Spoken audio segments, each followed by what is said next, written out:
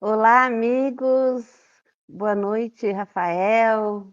Boa noite, Lahá. Boa noite, Cleide. Tudo bem? Que prazer falar contigo. Que prazer falar com meu querido Jorgito Elahá. Penso que hoje esteja frio aí no interior de São Paulo e mais frio ainda em Curitiba, lá no Paraná. Como vocês estão? Aqui está 20 graus, Rafael. Tá Ah, frio, tá um aqui pouco está frio, não tá bastante tão frio. frio. Pode falar, Lahá. Aqui está 7 graus, mas esta madrugada fez -2. Eu acordei de manhã, a grama estava toda coberta do orvalho congelado, que é chamado de geada, né? E as plantinhas ornamentais do jardim da Sâmia todas mortas. Elas não suportaram o frio da madrugada, está tudo queimado. Não sobreviveu nada. Tudo, a geada queimou tudo. Olha, vamos cumprimentar Foi uma aqui os nossos amigos que estão chegando aqui no chat. Boa noite a todos. Sejam muito bem-vindos aqui para mais um estudo aqui da história do cristianismo. Nós estamos no século. Qual século nós estamos, Rafael? Estamos no século 15, né? sétimo. Século Ah, você que sétimo. era 15. Você sabe, Elahá, que Ah, tá muitas pessoas certo. me perguntaram por que nós não Ah, tivemos a live 15 dias atrás. Aí eu respondi que pois, você teve uma ocupação e não pôde sim. estar conosco. Mas hoje a gente volta com a carga toda. É muito bom Então, estar aqui. o que aconteceu. Eu tinha olha aí, eu tinha um compromisso marcado há muito tempo de uma palestra presencial na quarta-feira.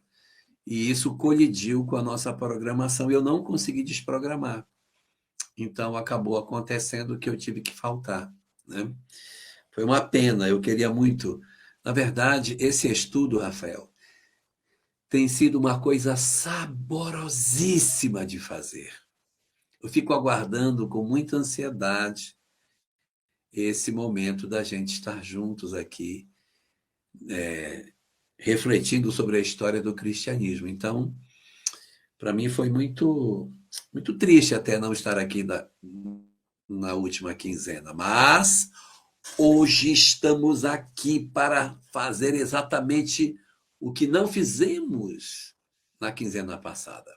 Mas antes de você dar o boa noite aí para o pessoal, Cleide, eu quero dizer uma coisa para você. Sim. Essa abertura que você fez ficou muito bonita, sabia? Muito bonita. Ah, Ficou ótima. E aí eu vou contar um segredo travando. da abertura. Tem um som. Travando, Lahá. Eu acho que o computador dele está aquecendo. Está muito Sim, frio em Curitiba, então daqui a pouco vai assentando o sinal dele. Eu acho, Cleide, que a gente pode ir fazendo a prece, que daqui a sim, pouco ele entra em definitivo. O que você acha? eu também concordo. Então vamos lá, né? Vamos Vamos fazer a nossa começar. prece. Vamos. Ah lá, eu acho que ele. Tá travando, mas já vai já passar com Naura. Enquanto está travado, Elahá, vou fazer uma prece.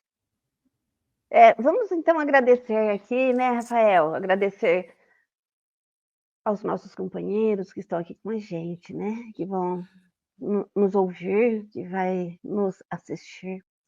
Vamos aqui agradecer a Deus, em primeiro lugar, o nosso Pai Celestial, e agradecer a Jesus, o nosso Mestre, e agradecer aos espíritos amigos, aos espíritos trabalhadores desse programa, que está conosco, que nos ajuda, não só desse programa, mas todos aqueles que nos orienta, que nos ajuda, que nos envolve.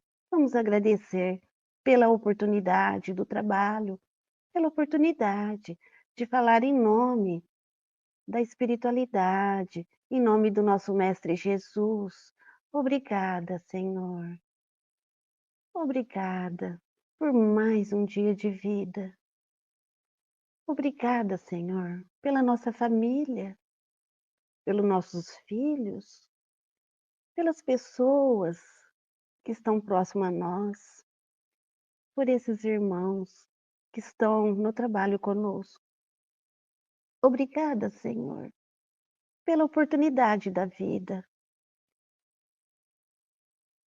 Obrigada por tudo que nos dá, por tudo que nos deu, por tudo que nos dá e por tudo que venha a nos dar. Envolva, Senhor, o Rafael, o Elahá, envolva a todas as pessoas que estão aqui nos ouvindo neste momento, aqueles que virão nos ouvir depois. Envolva todos os nossos irmãos, envolva o nosso planeta Terra, a, a, esse, a esses tripulantes dessa nave, na qual Jesus é o condutor. Obrigada, Senhor, e que assim seja.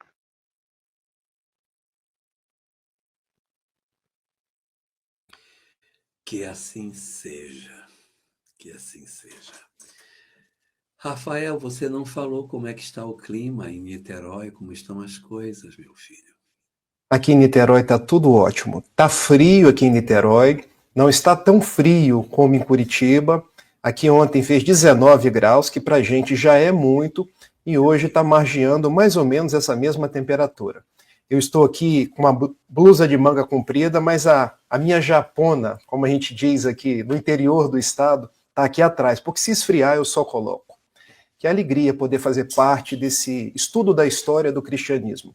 Tenho recebido muitas menções, porque as pessoas não estão só gostando, está sendo útil para elas relembrar toda essa história, perpassar esses fatos que fazem parte aí da nossa história, século a século. Então, Elahá, parabéns para você, parabéns para a Cleide, e muito obrigado a todos vocês que estão no nosso chat nos acompanhando, porque esse estudo é nosso, é uma construção de todos nós. Muito bom, muito bom. Então, hoje a gente vai trabalhar especificamente o século VII. E como a gente já teve a oportunidade de ver, o século VII é aquela janela de tempo entre o ano 601 até o ano 700. É isso que é o século VII. Então, a gente já tem no século VII uma situação bastante consolidada do cristianismo em si. O cristianismo já está como religião oficial do Império Romano, ele já se assentou sobre a sociedade do Império Romano, já teve aquelas idas e vindas, já teve aqueles vários concílios para que ela se estabelecesse. Nós já tivemos aquelas movimentações muito típicas. Boa noite, Terezinha Maria Santi Cardoso, pela primeira vez ao vivo, seja muito bem-vinda. Então, nós, na verdade, estamos agora indo para um momento novo do cristianismo, porque é neste século VII, e a gente vai trabalhar isso daqui a pouquinho, que nós vamos ver a instituição efetiva daquilo que a gente chama de papado. Aí é que vai, de fato, se consolidar essa instituição. A gente ouve muito aquela colocação de que o papado iniciou na figura de Pedro e tal, mas a gente viu nas lives anteriores que a gente não tinha exatamente isso organizado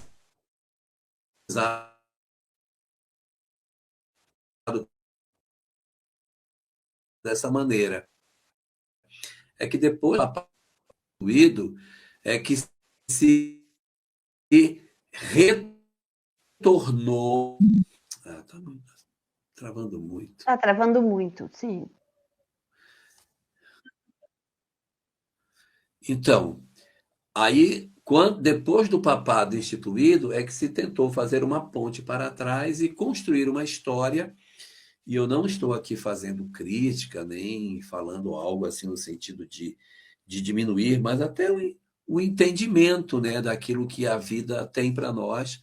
O que é que aconteceu?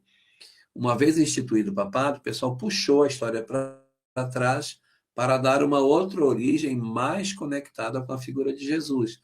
E é plenamente compreensível isso, né? Então, é, não quero que ninguém entenda no que eu estou dizendo que seja uma tentativa de desconstruir ou de diminuir, né, o pensamento que algumas outras doutrinas possuem sobre a origem. Mas, historicamente, essa ideia de que existia alguém que comandava toda a estrutura e que havia uma hierarquia de obediência, ela só vai aparecer realmente a partir desse século, que é o século sétimo, não é? Então, aí, antes da gente comentar os outros pontos que também vão ser importantes dentro do cristianismo do século sétimo, eu vou deixar para você, Rafael, fazer os comentários das costuras da referência ao Focas, para a gente poder depois fazer a conexão com o andamento da história da ideia. Tá bom? Excelente. Veja, a gente veio passando século a século do cristianismo e nós falamos em algumas figuras que foram considerados papas. Se nós pegarmos a etimologia da palavra papa, papai, uma referência dentro da igreja. Então nós tivemos, por exemplo, no século V, alguém que foi considerado um papa, que foi Leão I, e nós contamos a história dele em lives anteriores. Nós tivemos no século VI uma outra personalidade muito distinta na igreja, o Papa Gregório I, e mais ou menos ali no finalzinho do século VI se tornou muito importante. A Gregório a gente dedica os cantos gregorianos, as atividades monásticas tomaram muita força, e vocês poderiam perguntar, mas então se existiram papas antes, como que a instituição oficial só surge no século VII? Há uma explicação para isso. É porque, em verdade, eram figuras setoriais. Quando a gente pega Leão I e pega Gregório I, era aquele antigo Império Romano do Ocidente, que acabou em 476, quando os Érulos invadiram Roma e não sobrou nada. Era um imperador Rômulo Augusto que tinha 18 anos de idade. Depois, então, daquele século V, praticamente todo o cristianismo ele se desloca para o Império Romano do Oriente, cuja capital, Constantinopla, passou a ser o centro das atenções dentro do cristianismo. E em 607, alguns historiadores dizem 610, o benfeitor Emmanuel prefere a data de 607 nesse livro. Meus amigos, se nós queremos saber de história do cristianismo, em breves resumos, a própria história da humanidade, esse livro do benfeitor Emmanuel é uma grande contribuição. Quem não leu, leia. Quem já leu, leia de novo. Porque muitos dos assuntos que nós estamos falando aqui está nesse livro. Então, Emmanuel diz que em 607, o papado se tornou uma instituição oficial. E o imperador Focas, que era o imperador do Império Romano do Oriente, que em verdade agora era o Império Romano como um todo, porque sobrou só aquele. Ele resolveu... Só que esse outro caiu. O outro caiu. Ele resolveu nomear um Papa, Bonifácio III. Vejam que o próprio nome indica que existiram 2 Bonifácios antes. Mas Bonifácio III foi aquele considerado o primeiro Papa, enquanto uma instituição oficial que valeria para todo mundo. Pois não, Elahá? A Lívia Marinho está perguntando qual é o livro. Mostra para nós, por favor, o livro que você falou. A minha edição é uma edição antiga. A Caminho da Luz, benfeitor Emmanuel, psicografia de Francisco Cândido Xavier.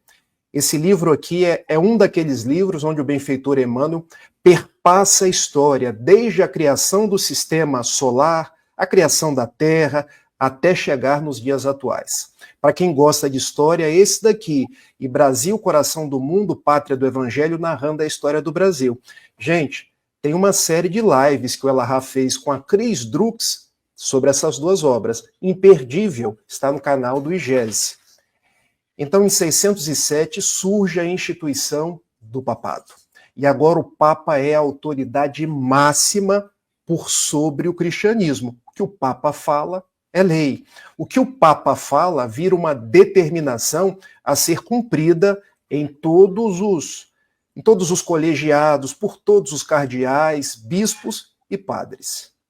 E isso é interessante, sabe, Rafael, porque enquanto não existia essa figura bem instituída do papado, poderia haver muitas ideias, conflitos, as várias escolas, os pensamentos, mas na medida em que você cria essa estrutura hierarquizada, que você tem um papa, que tem uma relação, você mantém um controle muito maior sobre o que é para fazer e o que não é para fazer. Então, analisando do ponto de vista de sobrevivência da ideia, foi interessante, porque você criou uma estrutura de centralização das ideias, e aí pronto. Não, o que promana daqui é o que é o correto. Então, foi muito bom para manter a unidade. Não fosse isso, nós teríamos tido uma grande dificuldade para manter a unidade daquilo que o cristianismo de fato apresentava, né?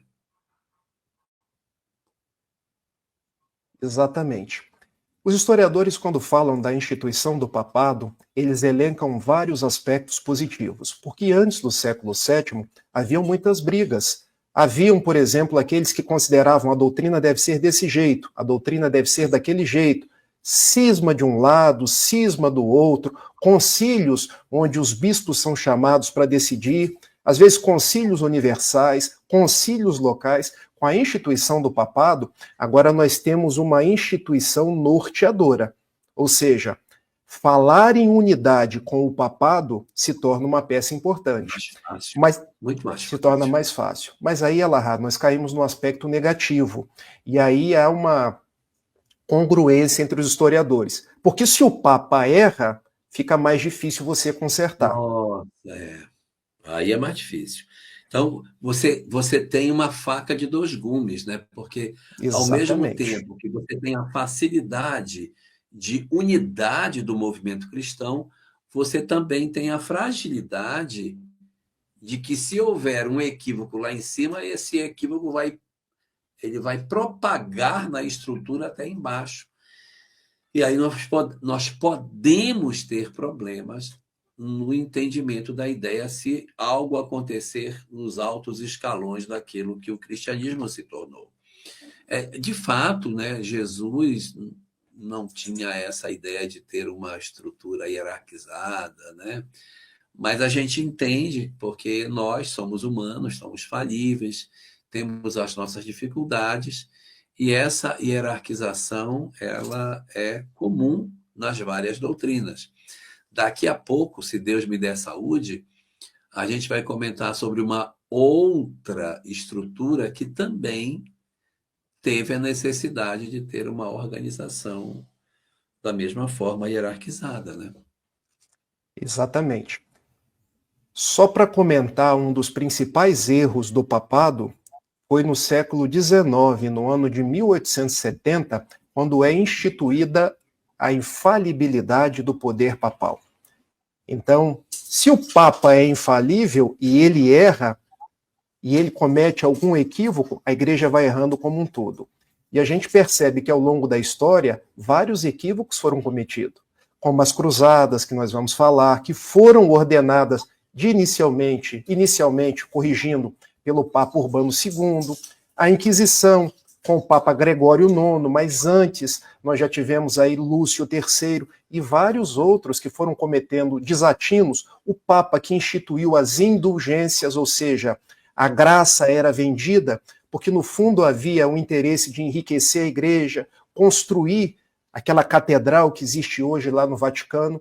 Então, se a gente ganha na unidade, a gente perde no diálogo. Mas, enfim, cenas aí dos próximos capítulos.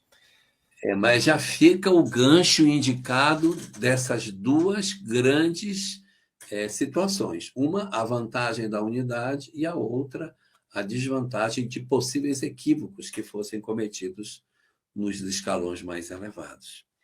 Agora, é muito interessante, sabe? Porque, embora os historiadores falem do ano 607, e outros, como Emmanuel, refiram a 610, é exatamente em 610 que vai acontecer uma mudança muito grande na construção religiosa daquela região ali do Oriente Médio. Acredito que todos nós sabemos que dentro da humanidade a árvore das religiões tem dois grandes braços. Ela tem um braço chamado braço védico e tem um outro braço chamado braço abraâmico.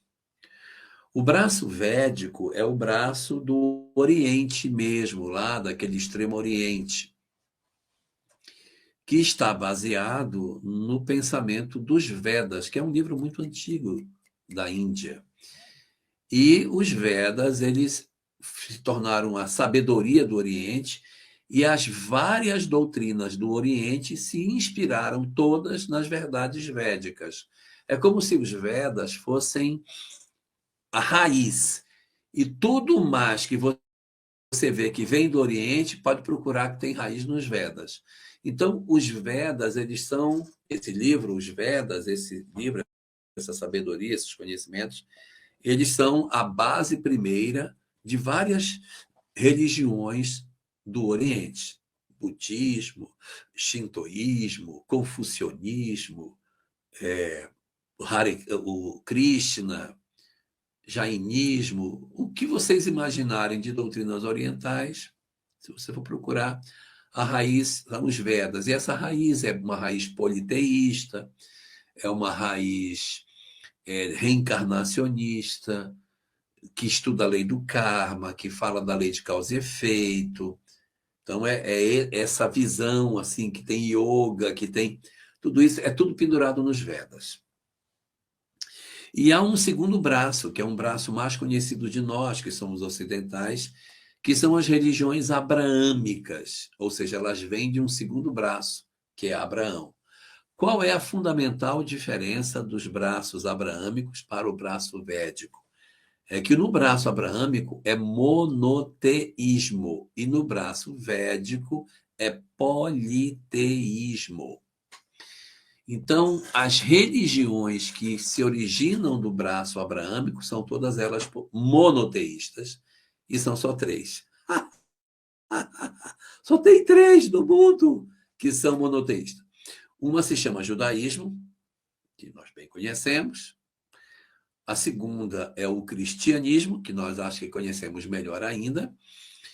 E a terceira das doutrinas abraâmicas, que é a mais recente de todas elas, Maria do Socorro, é o chamado islamismo. Né? O taoísmo também tem natureza védica, porque ele também se apoia nos conceitos de karma, reencarnação, embora o taoísmo ele tenha se convertido mais numa religião social do que propriamente uma doutrina de fé. As pessoas são taoístas por uma questão de rito, mas isso não impõe nada na vida delas, mas ele tem conceitos que são conceitos apoiados nas ideias dos Vedas, qual seja, nós temos uma alma imortal que vai para o mundo espiritual, tem o karma, tem a reencarnação, o aprimoramento, isso é Veda. Então, muito bem, está lá no Rig Veda.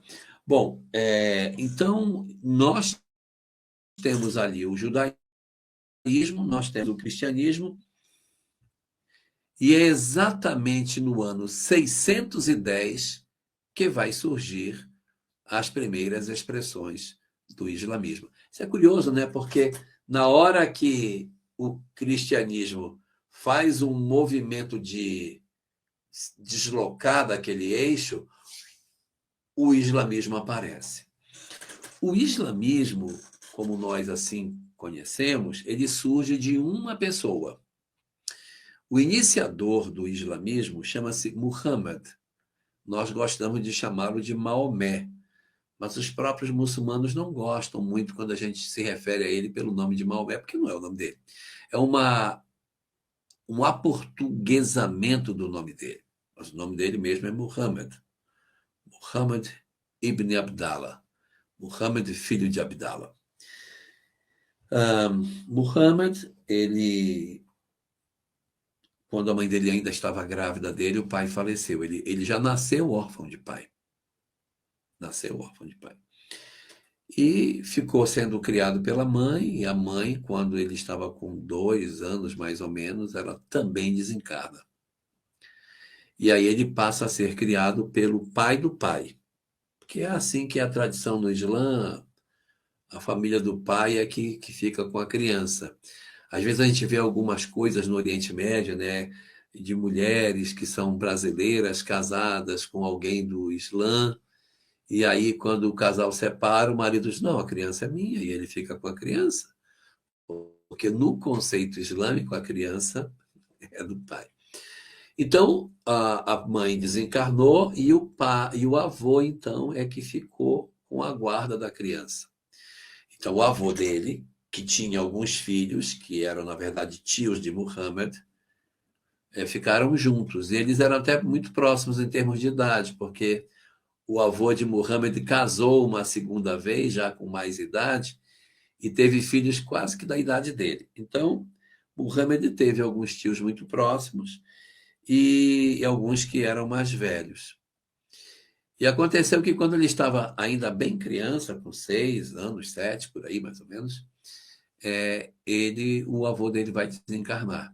Então, veja, ele vai perder o pai antes de nascer, a mãe com 2 anos, o avô com 6 para 7. E aí ele passa para a guarda de um tio.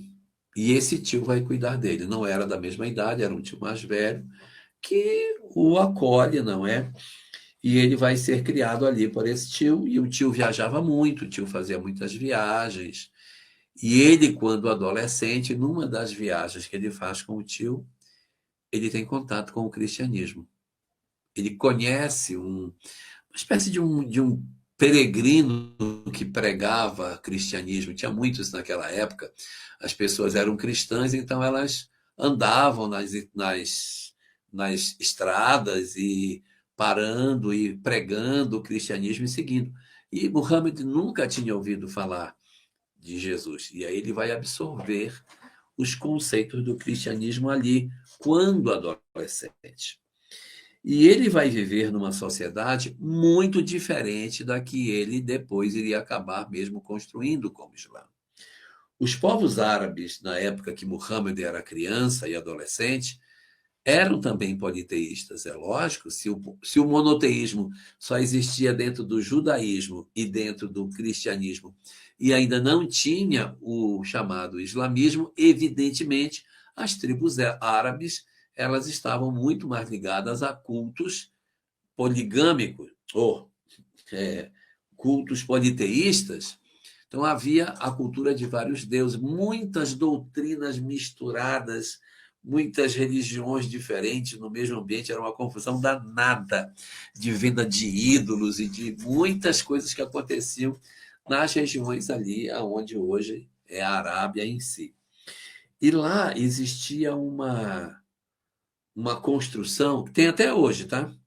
Chama Kaaba. Kaaba significa cubo. É uma construção feita de tijolos. Eu sei que vocês vão dizer, não, ela é preta, mas ela não é preta, não, ela é de tijolo. Ela tem um pano preto que cobre ela. Ela tem um pano. Quem olha a Kaaba, geralmente vê a Kaaba coberta com pano. Então, não viu ainda. Mas se você entrar na internet aí para dar uma olhadinha, você vai encontrar imagens em que o pano está levantado. E existem, é igual uma alvenaria mesmo, sem reboco. Tijolos um em cima do outro, fazendo o cubo, que era um local de muita reverência. E há uma tradição dentro do islamismo muito interessante. Eles dizem que quem construiu a Kaaba foi quem? Foi Abraão. Abraão, aquele Abraão que nós conhecemos, ele teve dois filhos, né? Ele teve primeiro Ismael com a sua serva Agar, e aí desse filho vai gerar os árabes, e depois ele tem um outro filho, segundo, com a própria esposa, que é Sara, que vai gerar os povos da região da Palestina e os próprios judeus. Então, esse filho mais velho, chamado Ismael, que é o anjo Ismael, protetor do Brasil, esse Ismael, quando ele fica maior, a esposa obriga Abraão a colocá-los para fora de casa.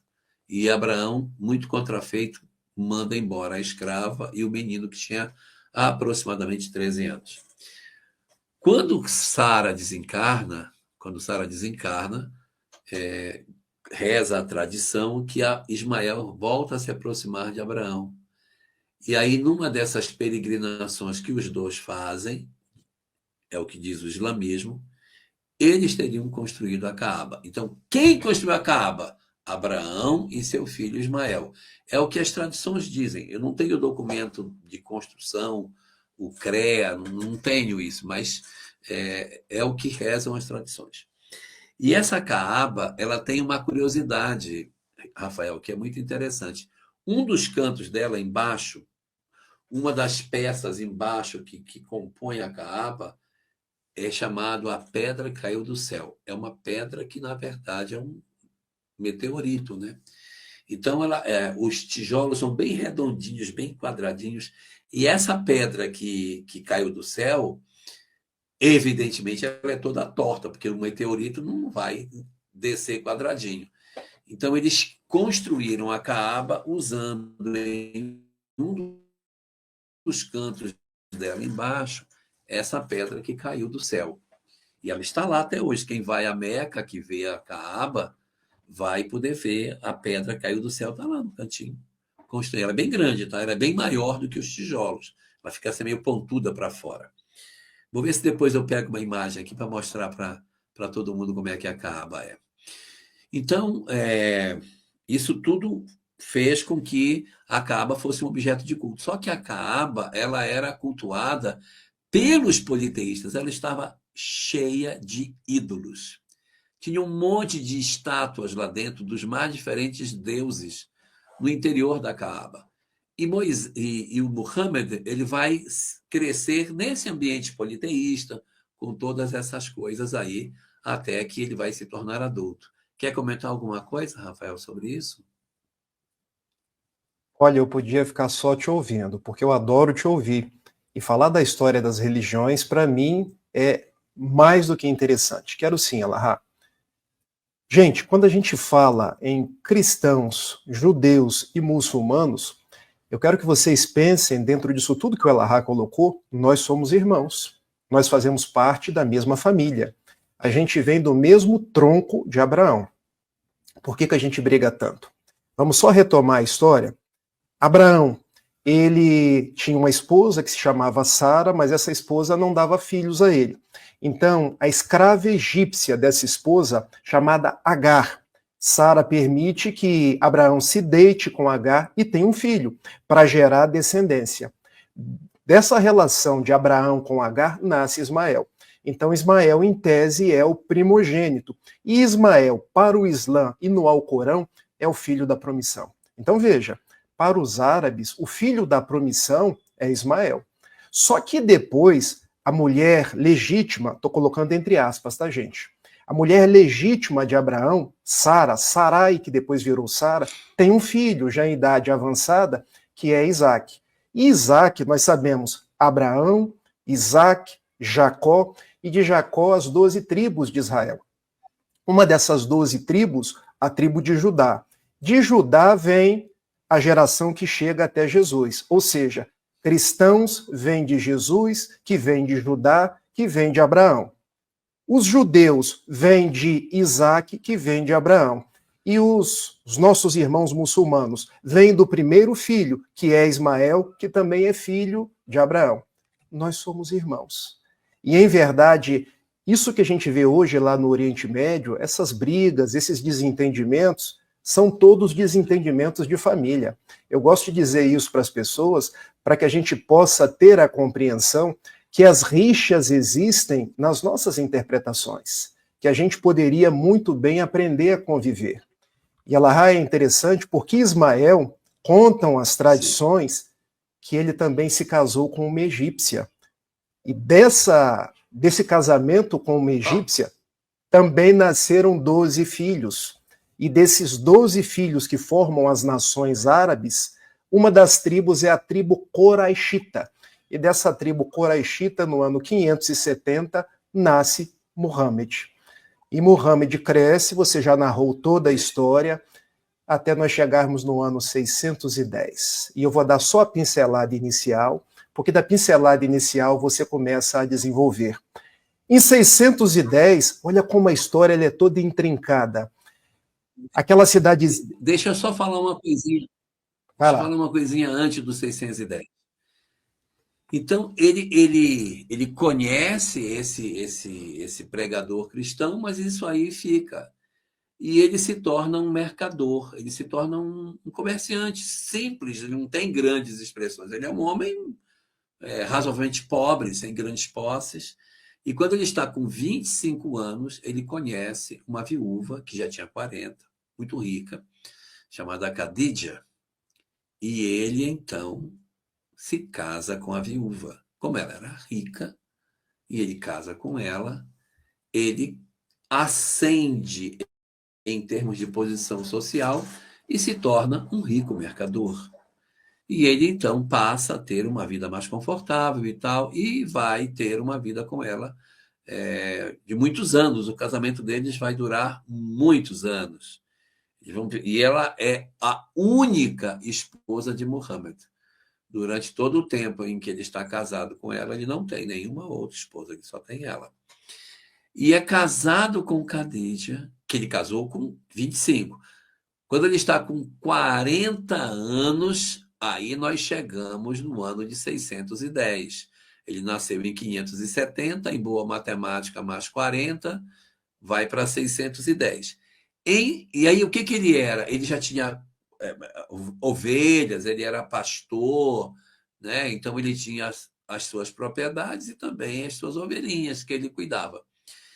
E numa das vezes que ele estava pastoreando as suas ovelhas, ele entra numa caverna. Quando ele entra nessa caverna, aí vai acontecer um fenômeno ali dentro que iria mudar a vida dele para todo sempre. O que aconteceu?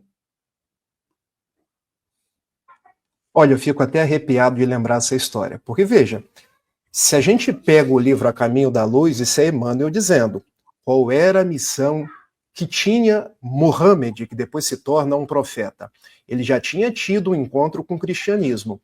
Era levar a mensagem cristã para aqueles povos árabes, trazer o monoteísmo, trazer o ideal da fraternidade, e ele inicia muito bem. Porque em 610, ali na caverna, num monte chamado Hira, ele sente aproximar-se uma entidade espiritual. E olha que interessante, gente, era o anjo Gabriel, o mesmo anjo que fez a anunciação, segundo as tradições. Maria. O mesmo anjo que fez a anunciação a Maria, alegra-te, agraciada, porque do teu ventre nascerá Jesus, o Messias esperado. E ela responde, eis aqui a serva do Senhor.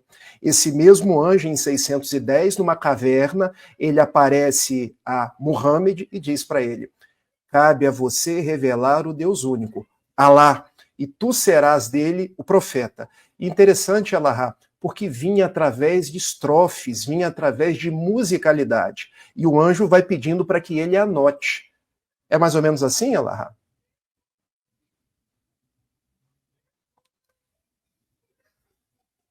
Acho que o Alá está travando. Está travando, Rafael. Então a gente prossegue. E de 610 começa o anjo trazer a mensagem... Não, ó, Vai lá.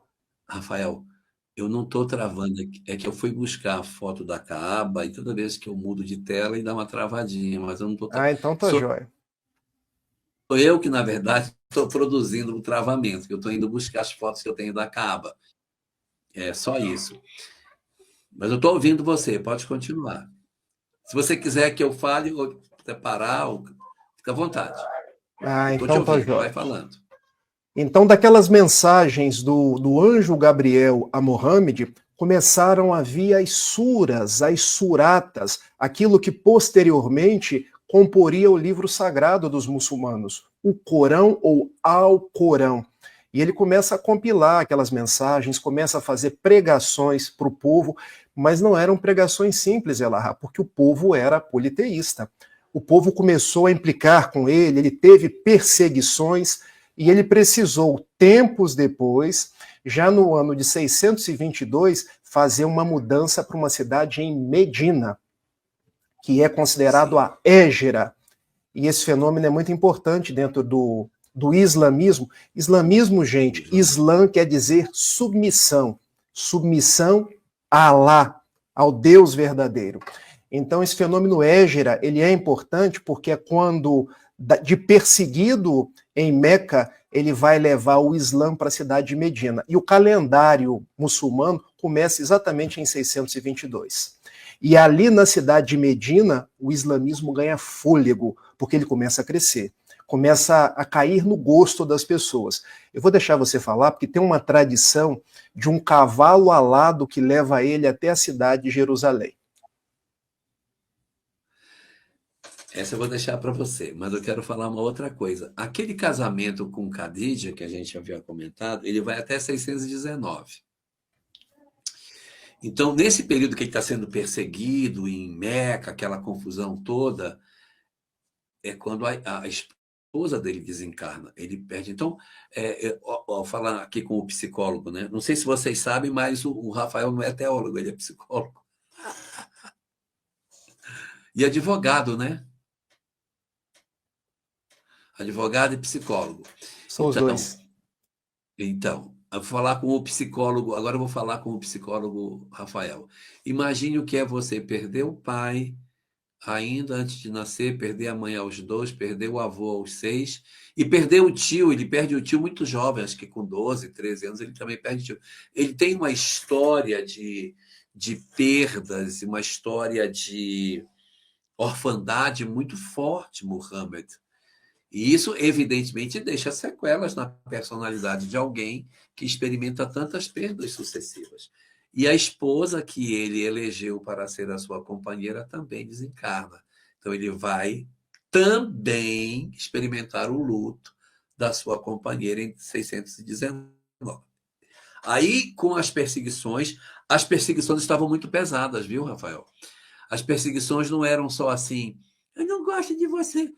Havia tortura, havia morte, eles estavam matando as pessoas que se apresentavam como defensoras do pensamento de Muhammad. Estavam havendo martírio de seguidores de Muhammad. É quando ele, em 622, diz: não dá para ficar mais aqui. Ele havia se tornado uma pessoa razoavelmente influente, e isso, segundo os historiadores, poupou Muhammad de ter sido sacrificado quando as suas ideias começaram a aparecer. Ah, um detalhe, você estava falando da caverna, né? Ele, durante esse período que ele está na caverna, ele vai. Olha, a gente tem que falar do cristianismo, né? Porque já, senão vai acabar o tempo. Mas deixa eu comentar dele aqui. Na caverna, ele tem transes em que o anjo Gabriel fala com ele, mas ele não anota. Isso não é escrito, não é assim, não é psicografia. É tudo psicofonia. Ele está na caverna, o anjo lhe inspira e ele, sob a inspiração do anjo, começa a recitar versos. Não anotado em lugar nenhum. Ele apenas recita. E as pessoas começam a ir para a caverna para ouvi-lo em transe. Então, muitas pessoas veem os transes de Muhammad e os versos que ele ia compondo, na medida em que ele ia falando nesse estado alterado de consciência. Então, depois desse período de perseguição, quando ele vai para Medina, Aí ele vai ficar 10 anos em Medina, se organizando, fazendo discípulos, orientando as pessoas da nova doutrina. Aí depois de 10 anos, ele diz: não, agora eu tenho força suficiente para voltar a Meca com um número significativo de pessoas para que a gente possa fazer uma confrontação com o pensamento de lá. E eu consegui achar minhas fotos de Meca. Eu consegui achar minhas fotos do,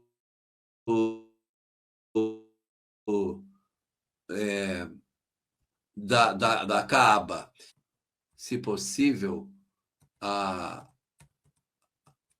deixa eu colocar aqui para a gente poder compartilhar. Compartilha, por favor, a imagem que eu tenho aí.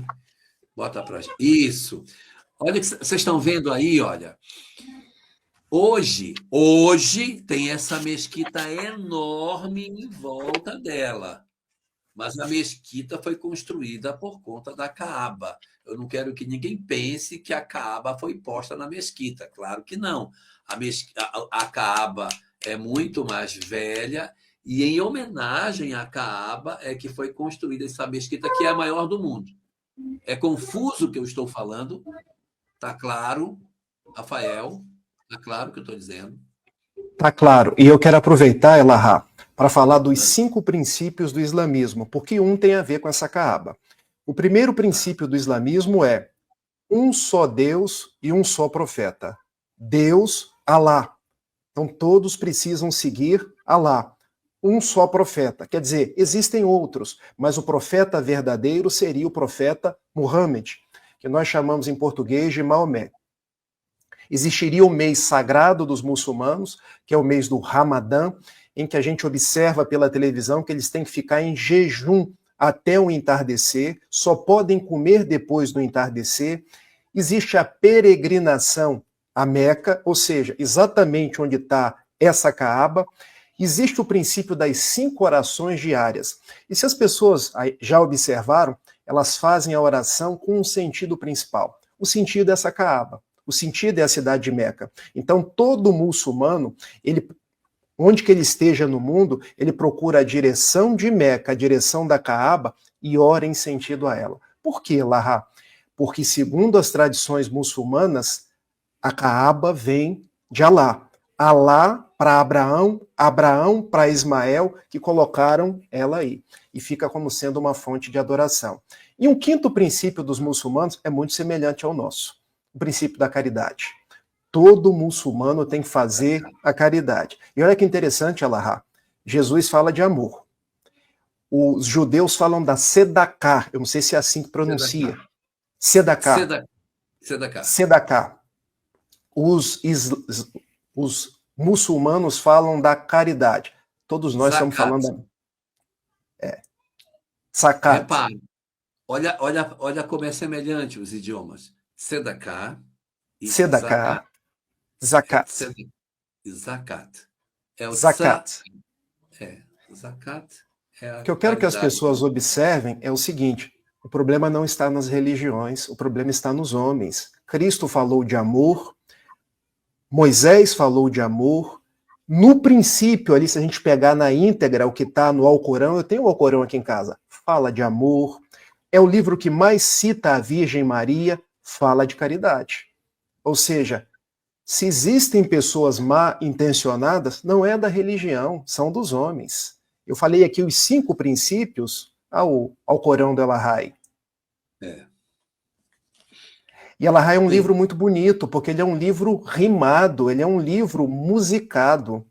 É uma forma muito bonita de escrever. Até vou falar daqui a pouco um pouquinho Você pode até declamar uma surata, você deve ter alguma de cabeça, não tem? Eu queria mostrar aqui. Não tem, elas são muito complicadas. Bota lá a imagem que eu quero mostrar o negócio. Põe aí, Cleide, para nós. Vocês estão vendo? Olha, isso aqui é a Caaba, tá vendo? Parece que ela é preta. Tem gente que pensa que Caaba significa pedra. Eu travei? Travei, Tá né? travando, Elahá. Tá dando para te escutar, tá dando umas Então picotadas, mas aqui, ó, tá. eu não vou mexer no mouse. Pronto. Vocês estão vendo na parte de baixo que tem uma coisa destacada aqui, olha. Aqui embaixo tem tipo um olho na Caaba. É aí que está a pedra que veio do céu. Ela está bem aí nessa posição. Então, vou mostrar em detalhes agora isso. Olha aqui, ó. Olha aqui. Esse é o canto da Caaba, onde está a pedra que caiu do céu. Repare como ela é com um formato diferente do tijolo. Veja como ela saiu da Caaba para fora. Ela tem um bico para fora, porque ela tem um formato diferente de um tijolo, né? Então, é aquela estrutura lá embaixo, é esse olho que está aparecendo aí. Agora, eu quero mostrar uma outra coisa, que vai ser uma coisa fortíssima. Olha só, esta é a Caaba. Olha como ela é de tijolo, tá vendo? Ela é um pano preto. Então, levantando esse pano, olha os tijolos lá embaixo. Tijolos normais. E essas coisas coloridas que estão em volta dela são pessoas que estão curvadas na direção da Caaba. E como o Rafael estava falando, quando os muçulmanos vão orar, eles procuram saber para onde está Meca. E se você estiver em Meca, para onde você vira? Você vira na direção da Caaba. Então, os que estão de um lado vira para cá, estão do outro lado vira para lá, todo mundo vira em relação a ela. Se eu estiver fora de Meca, eu viro na direção da cidade. Ok? E aí eu trouxe ainda aqui uma imagem para a gente ver como é que a Caaba fica nas festividades. Isso aqui é a festividade da Ashura, que é a grande festividade muçulmana, que eles se vestem de branco para ir para lá. Essa questão que o Rafael estava colocando, que todo muçulmano que tem condições deve ir a Meca, não é uma peregrinação por peregrinação, e é muito bonito isso, porque o objetivo da peregrinação é que eles façam, durante a peregrinação, um curso de autoconhecimento. Então, eles não vão para aí. Não é assim, você foi a Meca? Eu já fui. Puxa, parabéns, já foi, já cumpriu. Não, é porque nessa peregrinação você se inscreve num curso de autoconhecimento em que você aprende a se desprender dos bens terrenos, das coisas materiais, a refletir sobre o sentido espiritual da vida, e você tem que voltar diferente. Então, no período em que isso acontece, há toda uma reflexão, um trabalho de autoconhecimento que as pessoas fazem. E quando você volta dessa peregrinação, você tem o direito de usar uma touquinha branca na cabeça. Você já deve ter visto alguns muçulmanos com uma touquinha branca. Se você encontrar um muçulmano com a touquinha branca, você diz: caramba, este cara já foi a Meca e ele já fez o curso de autoconhecimento. Ele já mergulhou no eu profundo. Ele já trabalhou a questão do self. Ele já foi levado pelos sacerdotes ao mergulho no eu profundo. E todo mundo que vai à Meca, que faz essa peregrinação, que faz este curso, que se transforma, tará, recebe um título, Hajj. Então, quando você tiver alguém, Rafael fez a viagem, ele não é mais Rafael, ele é Hajj Rafael. Ou seja, alguém que foi, fez o mergulho interior e voltou de lá e usa a touquinha branca na cabeça. Olha uma cerimônia aonde aqui eles estão tudo em volta. Agora, olha eles orando. Como é que fica a oração deles no momento em que estão todos reunidos. Olha a coisa linda. Tudo isso aí é gente curvada na direção da Caaba, tá? Eles ficam curvados todos na direção dela. Então, quem está para cá, para lá, quem está para lá, para cá, e aí vai virando. e fica tudo em círculo, vendo a Kaaba. Era isso que eu queria mostrar, não mostrar mais, só isso aí mesmo. Então, isso é muito importante para a gente entender como é que tudo surgiu. E aí eu queria fazer só um comentário, já passo do tempo, Rafael, é o seguinte, eles não tinham o texto do Corão. O Corão não era texto. O Corão não era texto. E as pessoas começaram a recitar. Não, o profeta recebeu esse texto. Não, o profeta. Lembra quando o evangelho surgiu, que tinha um monte de cópia, um monte de gente escrevia, um monte de coisa? Então, o que aconteceu? As autoridades muçulmanas se reuniram e disseram: não, isso não pode ser assim, a gente vai ter que organizar. Então, aqui tem uma coisa muito importante da história do islamismo.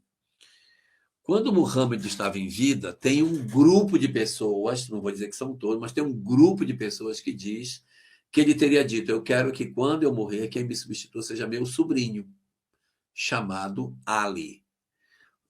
Esse sobrinho era ao mesmo tempo o genro dele, que ele teve uma filha chamada Fátima, que casou com esse sobrinho. Ali era sobrinho e genro. Ele disse: eu quero que Ali me substitua. E Ali tem textos belíssimos.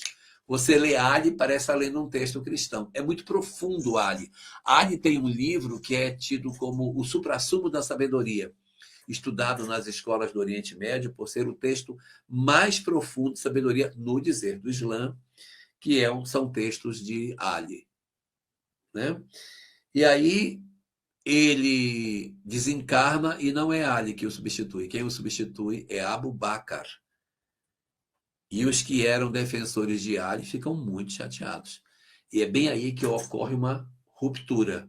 Os que queriam Ali se tornam os xiitas e os que não queriam Ali se tornam os sunitas.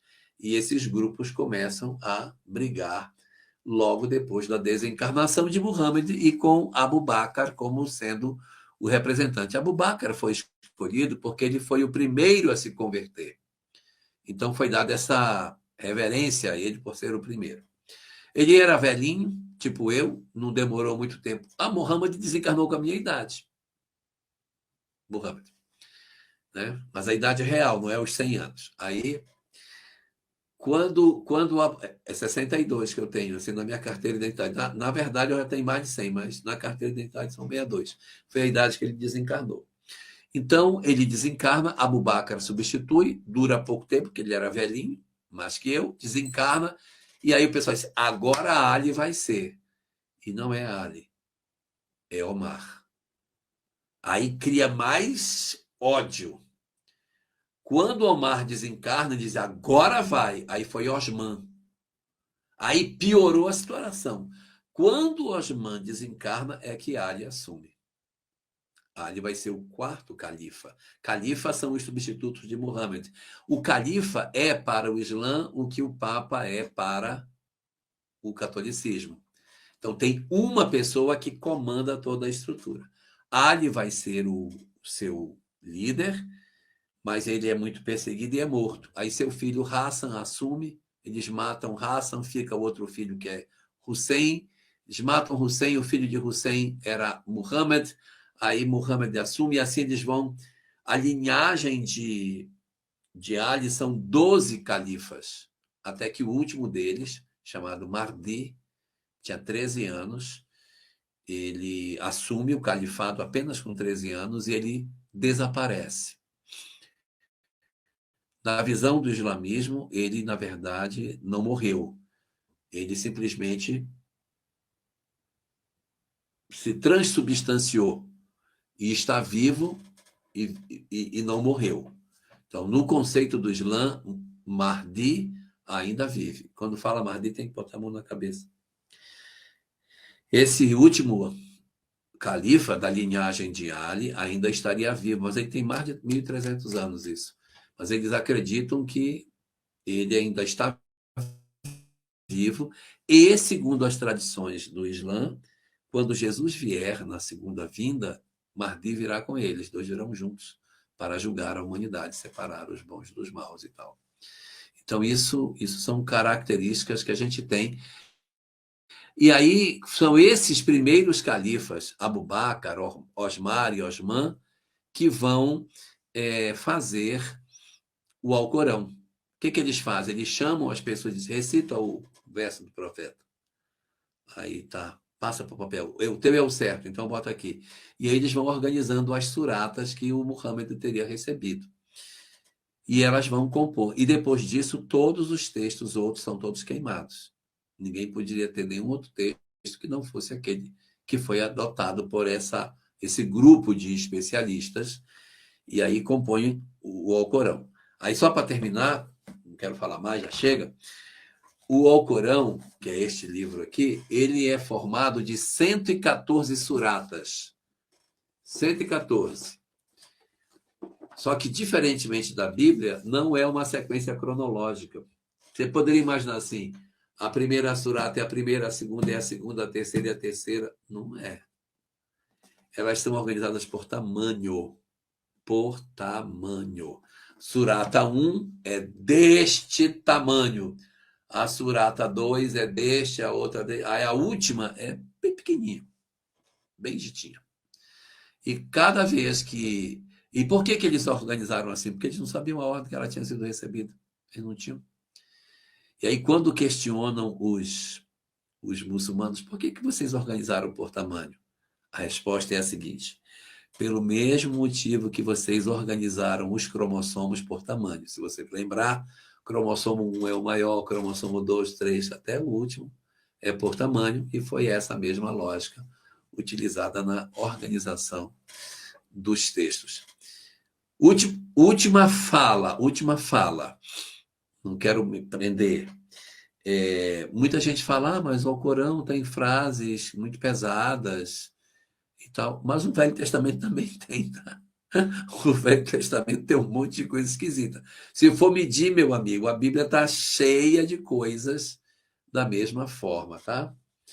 E aí, olha, o livro que eu tenho, a Bíblia e o Alcorão.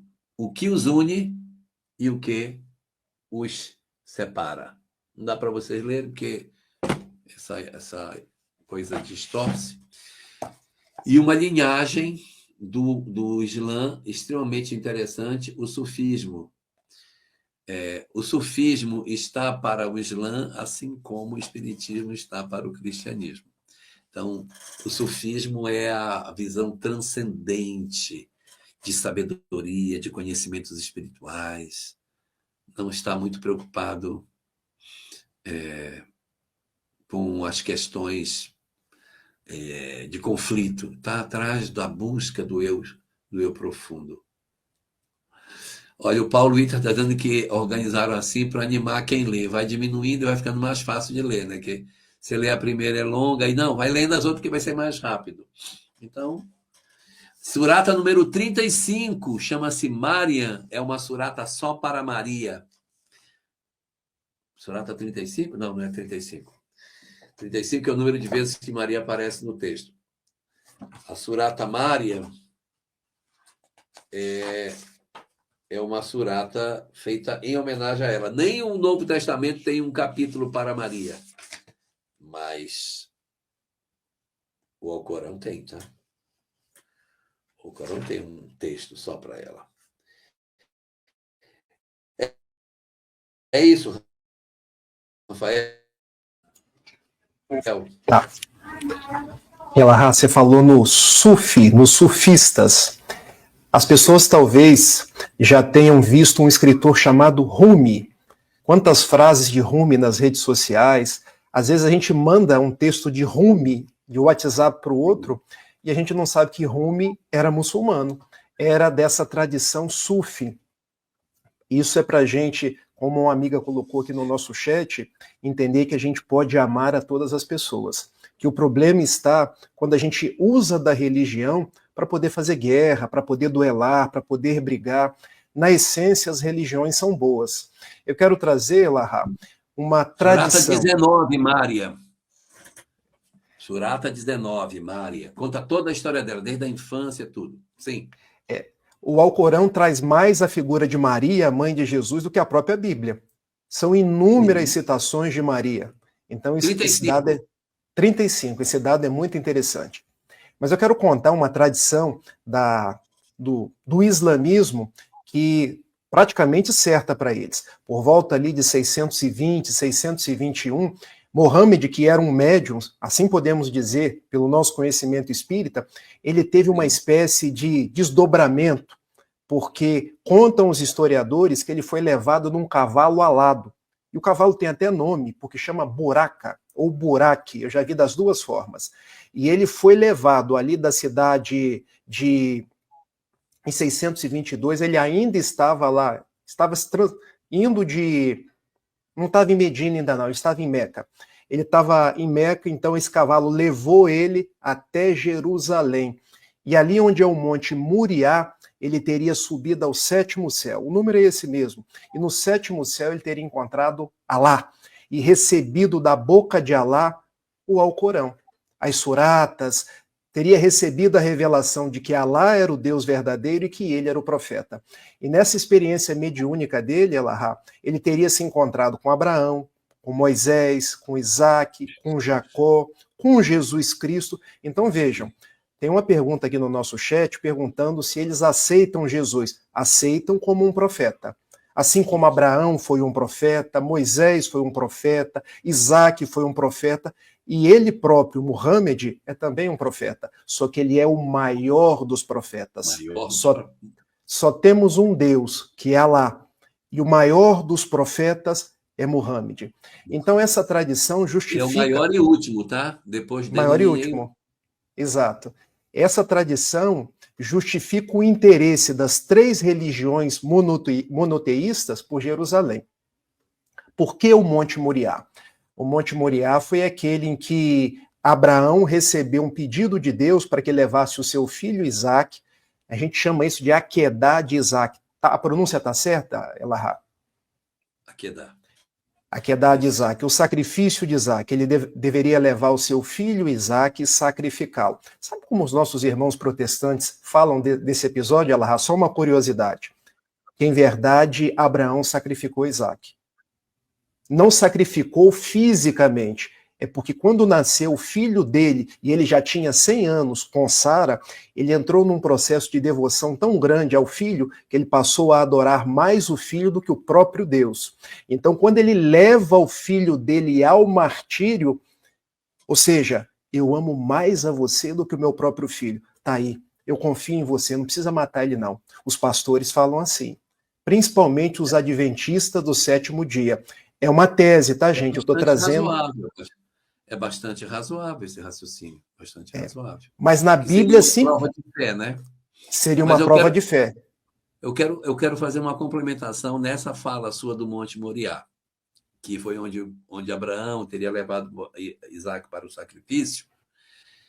No dizer do judaísmo, e eu não tenho como provar isso, mas é o que rezam as tradições judaicas, era o mesmo lugar onde Caim e Abel faziam seus sacrifícios.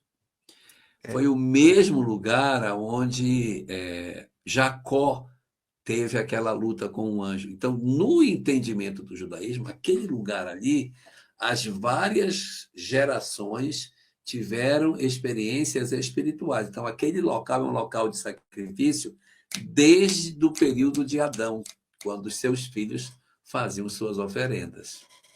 Exato. Por que o interesse dos muçulmanos pelo Monte Moriá? Porque por volta ali de 620, 621, teria essa experiência mediúnica, onde ele é levado num cavalo alado e ali ele sobe ao sétimo céu, exatamente no Monte Moriá. Então esse monte é sagrado para os muçulmanos. Tanto que hoje lá tem os restos daquele que foi o último templo dos judeus, a gente chama de Muro das Lamentações. Mas se você pronunciar desse jeito em Jerusalém, os nossos irmãos judeus não gostam, porque aquele é tão simplesmente o Muro Oriental. Para muitos é ocidental, desculpe. Para muitos, alguns ainda esperam que o templo ainda volte do céu, que vai ter um outro templo. E para os cristãos, o porquê em hebraico é Kotel. Em hebraico, Kotel Hamavi, Muro Ocidental. Muro Ocidental. Kotel. Então lá em... Kotel. O muro, o Kotel. Lá em Jerusalém eu só ouvi esse nome, Muro Ocidental. E eu perguntei para o guia, por que não Muro das Lamentações? Porque aqui nós não estamos lamentando. Aqui nós estamos orando, nós estamos reverenciando a Jeová. E é uma oração muito bonita, porque as pessoas balançam a chama de uma vela, o fervor a Deus. E eu conversando com muitos deles, eles diziam assim, nós esperamos o novo templo que virá dos céus. Enfim, e por que os judeus, por que os cristãos têm reverência por aquele monte? Porque ali está a igreja que foi construída no lugar onde Jesus teria sido crucificado. Então, no mesmo monte, adorado por judeus, adorado por muçulmanos, adorado pelos cristãos. Então, a reverência pela cidade de Jerusalém é uma cidade que une as três religiões monoteístas, mas igualmente é uma cidade que causa tanta briga. Por que, Lahá? Você falou aí do ano de 632, quando Muhammad veio a desencarnar. Houve aquela divisão de sunitas e xiitas. Os xiitas são considerados os mais radicais, porque eles fazem uma leitura do Alcorão estrita, ou seja, o que está ali é para ser cumprido. Eu não vou interpretar conforme o tempo, os lugares. Então, dali, eles tiram, por exemplo, a jihad, a guerra em nome de Deus, e tantas outras coisas que a gente não compreende, pelo menos sobre o olhar cristão nos dias atuais. Hoje nós temos no mundo, Elahá, recentemente, cerca de 10 a 15% de xiitas, e grande parte deles está ali no Irã. 80 a 85% de sunitas, eles estão ali na Arábia Saudita, nos Emirados Árabes, no Kuwait, entre outros países, que é uma visão mais moderada do Islã. Não que eles não sigam o Alcorão, mas eles conseguem compatibilizar com a vida moderna, com os costumes que a gente tem mais recentemente. Então, quando a gente vê uma briga hoje entre Israel e Irã, a gente está vendo ali uma briga praticamente com aqueles que são os xiitas, os mais radicais. Elahá, queria mostrar. Quando você fala, eu vou pegar uma terceira coisa para mostrar. Tá bom, então quero dizer uma coisa. Houve um período em que Israel foi escravo na Babilônia por Nabucodonosor. Quem libertou os judeus do jugo dos babilônios? Os persas. Ciro II da Pérsia foi quem libertou os judeus que estavam escravos na Babilônia. Se eu for fazer uma atualização, eu diria o seguinte, os judeus estavam escravos no Iraque, e quem libertou os judeus do Iraque foi os persas, que são os iranianos. Então, há muitos séculos, um iraniano salvou os judeus, e hoje os iranianos estão em luta contra os judeus. O que libertou o povo, hoje, é o inimigo dele. Interessante isso, né? Mas vamos lá. Nós temos algumas perguntas aqui, mas mostre aí para nós o que você tem. Vou mostrar. Gente, eu adoro fazer essas lives, porque é a nossa história, traz toda uma afetividade profunda. Muitos devem me conhecer como um franciscano espírita, mas eu poderia me dizer um franciscano espírita que ama a cultura judaica. Não por outra razão, sou tão próximo ao Elahá, ao Álvaro, ao professor Severino Celestino, sempre li muito da cultura hebraica, até porque na igreja, a gente, quando está lá estudando, a gente estuda a cultura hebraica. Então, quando eu tive lá, eu comprei o meu kippah. Olha só, Elahá. Então, a gente coloca aqui na cabeça antes de entrar no muro para poder fazer as orações. Ou seja, acima de mim, a Deus, eu estou submisso a Ele. E é interessante porque os franciscanos têm uma tonsura na igreja. Quando você vira franciscano, eles tonsuram essa parte de cima, quase que numa mesma simbologia para os judeus, porque acima de mim há Deus. Eu preciso ter essa submissão ao meu Criador. Deixa eu te perguntar uma coisa, Lahá. Vocês estão vendo a estrela de Davi. Na verdade, elas é dois triângulos. Dois triângulos. Se colocar um dentro do outro, dá 6 pontas. Um rabino me falou uma vez que 3 pontas é Deus, homem e natureza. E as outras 3 pontas é Deus se revela ao homem, Deus cria a natureza e entre a natureza e o homem regeneração, porque tudo na vida se regenera. Procede isso? Olha, isso tem muitas interpretações, mas existe um desenho que vocês até podem encontrar na internet. Eu vou ver se eu localizo aqui, eu mostro para vocês. Chama-se Árvore da Vida, mas isso é de judaísmo. A Árvore da Vida é um desenho de vários triângulos, que é o caminho para o aperfeiçoamento e a perfeição do homem. E os triângulos se entrecruzam. Então, seria o triângulo superior, formado por Binah, Hormah e Keter, que é sabedoria, conhecimento e Deus, e a coroa, né? Com a parte mais humana, que seria Gevurah, Chesed e Tiferet, que é julgamento, misericórdia e beleza. Vou ver se eu acho aqui a imagem e eu mostro. Enquanto você mostra esses objetos, eu vou caçar aqui para mostrar para o pessoal. Só um momento. Mas aí, quando eu fui a Israel em 2016, eu fui ao meu pai e perguntei: papai, o que você quer que eu traga de lá para você? Me traga uma bandeira da autoridade palestina. Eu falei: pai, você tem certeza que você está me pedindo isso? Porque eu vou entrar pelo aeroporto de Ben Gurion. Eu vou ter que atravessar para Cisjordânia. A gente entra praticamente num outro país. E se eu trouxer uma bandeira da Cisjordânia, e eles localizarem essa bandeira na minha bolsa no Ben Gurion, eles podem não deixar eu partir, pode ficar difícil para mim. Mas eu fui a Belém. E em Belém eu comprei a bandeira da Palestina. Então, esse é o kippah meu. Essa é a bandeira do meu pai, da Palestina. E quando eu entreguei a bandeira da Palestina para ele, ele começou a chorar, Elahá. E eu tive a impressão, sério, ele chorava das lágrimas rolarem.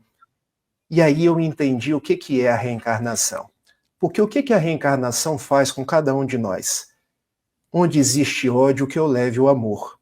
Nasça na mesma família, um pai que foi um antigo árabe, um filho judeu, porque agora vocês vão precisar aprender a se amar. E aí entra essa Bíblia, eu comprei na Igreja do Santo Sepulcro, em Jerusalém. Foi o único exemplar que eu encontrei em português. Vocês estão vendo? Isso aqui na frente é madeira de oliveira, porque lá é importante que os livros tenham essa madeira de oliveira. Agora, se isso aqui é verdade, eu não sei, Elahá, mas aqui é água do Rio Jordão. Porque eles colocam aqui dentro um pouquinho d'água. Enfim. Tá lá, né?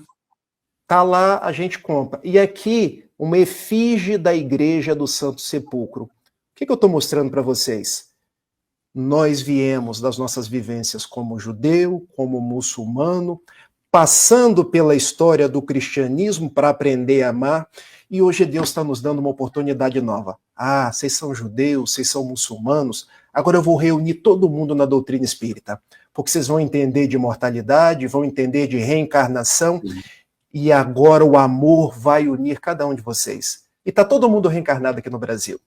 Então esse amor que cada uma das pessoas que estão aqui no nosso chat, que a Cleide diz que já são mais de 300, é uma ressignificação das nossas histórias. Nós temos a religião no nosso sangue. Nós temos a religião. Nós temos a religião no nosso sangue. Essa história com Deus, essa história que a gente quer fazer diferente, faz parte da nossa vida. Então eu trouxe 3 símbolos: um judeu, um muçulmano, um cristão, e poderia trazer um espírita. Poderia ser o Livro dos Espíritos, mas eu trago o benfeitor Emmanuel, porque nós estamos a caminho da luz. O Livro dos Espíritos está perto de você? Tá, eu consigo pegar. Só um instantinho. Pega lá. Enquanto ele pega, eu vou mostrar aqui. Cleide, coloca essa imagem aí, por favor, para a gente. Essa imagem que vocês estão vendo, não olhem para o texto, eu estou aproveitando uma outra apresentação para poder tornar claro aí. Esse é Etzer Haim. Etzer Haim, ou seja, a árvore da vida, é esse desenho que vocês têm. Olha o quanto de triângulo tem aí dentro. Isso tem tanto simbolismo que eu nem vou me perder explicando. Mas lá em cima você tem Binah, Hormah e Keter, um triângulo superior lá no topo. e você tem um outro triângulo de cabeça para baixo ali, ó, Gevurah, Hesed e Tiferet. Quando eu cruzo esses dois triângulos, eu formo a estrela de Davi. Os cristãos chamam estrela de Davi. Os judeus chamam Magen Davi, que seria escudo de Davi. Isso é um escudo energético que tem o poder de capturar energias, né? É esse que é o sentido da árvore da vida. Olha quantos triângulos tem aí para a gente cruzar para fazer uma Magen Davi. Tem vários, né? Então não é só esse que a gente tem. Pode tirar, Cleide. Pode tirar. E assim, existem... Achou o Livro dos Espíritos? Na minha mão. Questão 628, parte final da resposta.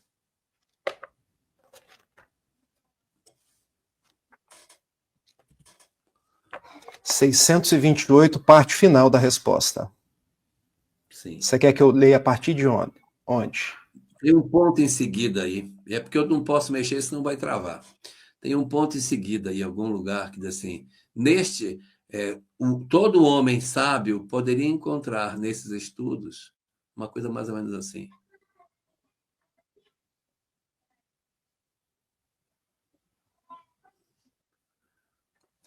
Entretanto, para o homem estudioso, não há nenhum Isso.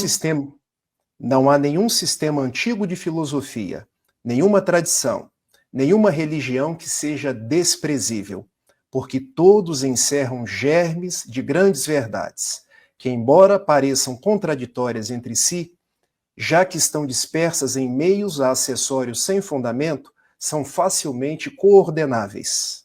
Graças à chave que o Espiritismo vos dá de uma infinidade de coisas que até aqui vos pareciam sem razão alguma, e cuja realidade está hoje demonstrada de maneira incontestável. Não deixais de tirar temas de estudo desses materiais. Eles são riquíssimos e podem contribuir bastante para a vossa instrução. Pá! Ai, isso é muito bom. Faz o seguinte, a gente vai ter que responder as perguntas, vamos ter que ser ligeiro, que o pessoal tem que dormir, tá? A Clara tem que dormir também. Ela, só para não falar que nós não falamos de cristianismo, toda essa história que a gente contou, ela é muito importante, porque depois que Muhammad desencarna, começa a haver uma expansão do islamismo.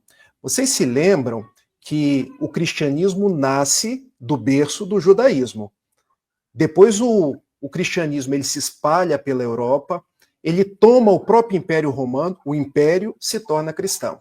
Depois, com as invasões bárbaras, os bárbaros se tornam cristãos. No século VII, ocorre um outro fenômeno, porque os muçulmanos não se tornam cristãos, não tem aquela mescla. Então começam a surgir... Não aconteceu. Começam a surgir as disputas. Então os lugares até então cristãos, como Ásia Menor, Norte da África, a Turquia, começaram a se tornar muçulmanos. No século VII, em 632, a Síria, que era um berço cristão, se torna muçulmana. Em 638, o califa Omar, que o El-Hajj já disse que foi o segundo, depois de Abu Bakr. Eu preciso fazer um curso aí para aprender a falar esses nomes. Abu Bakr. Abu significa pai de. Pai de Abu Bakr. É porque assim, quando você é novo, seu filho diz assim: eu sou fulano, filho de Beltrano. Então, digamos, eu quando novo, eu dizia: meu nome é Jorge Ibn Juvenal, o nome do meu pai é Juvenal, então eu sou Jorge, filho de Juvenal.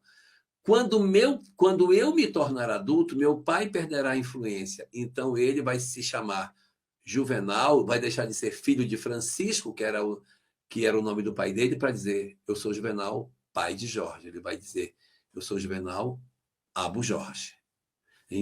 O nome da pessoa muda. Quando jovem se refere ao pai, quando velho se refere ao seu filho. Por isso tem que honrar pai e mãe, tá? Porque você tem que amarrar o filho que você tem. Então, Aí Abu ela, Bakr, o nome do filho Abubakar. dele era Bakar. Então, ele era Bakar. Abu Bakr. Então, o califa Omar toma Jerusalém, e aí o que, que acontece? Nós temos o islamismo tomando toda a Ásia Menor, o norte da África, e acontece um fenômeno interessante. O império que era oriental, para onde levou o cristianismo começa a voltar para a Europa. Ele retrai de novo. E aí, no século VII, caminhando para o século VIII, cenas do próximo capítulo, o que, que os muçulmanos vão fazer? Agora a gente vai tomar a Europa. E aí os cristãos da Europa precisaram a se defender. E no século VIII, a gente vai falar em Carlos Martel, Pipino Breve, Carlos Magno, porque agora virou aí briga de cristãos com muçulmanos. Cenas do próximo capítulo. E tem uma coisa, você sabe como é o nome da mesquita que está lá em Jerusalém, né? Mesquita Sei, de? Al-Aqsa. E o Isso, que é Domo a da Rocha. Mesquita de Omar. Al-Aqsa, É Mesquita de Omar. Por quê? Porque foi Omar que tomou Jerusalém. Então, a isso. cúpula é de ouro em homenagem a ele. Aliás, Elahá, a gente não entra naquela mesquita. Eu fui andando, deixei minha esposa dormindo, eu fui andando até a mesquita, eu cheguei na porta, tem umas pessoas com umas armas enormes. Eles me perguntaram, você é muçulmano? Não. Eu respondi, eu sou do Brasil, eu queria conhecer a mesquita. Aqui não entra nem cristão nem judeu. Então, olha o que nós fizemos. Eu sempre gostei de entrar em igreja, entrar em sinagoga, mas hoje em Jerusalém a gente não entra mais nem no Domo da Rocha, nem na Mesquita Al-Aqsa. Vamos para as perguntas, né? Tem judeus que se travestem de muçulmanos, correndo o risco de serem mortos, só para poder subir até o topo do monte onde ficou o Templo de Jerusalém. Ok. Vamos lá, senão a gente não dorme hoje. O Wagner Ferreira de Abreu pergunta: os muçulmanos acreditam em Jesus tal como os cristãos? Não. Jesus, para os muçulmanos, não é o Messias, não é a figura tão especial. Ele é um profeta como qualquer outro.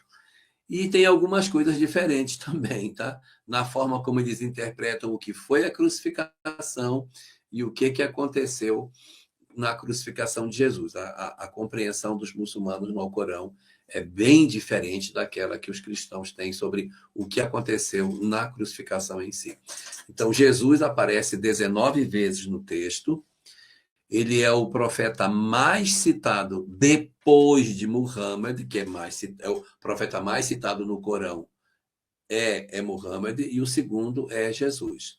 Mas ele é reverenciado, seus ensinamentos são vistos como interessantes, mas ele não tem a mesma visão que nós teríamos como cristãos sobre Jesus.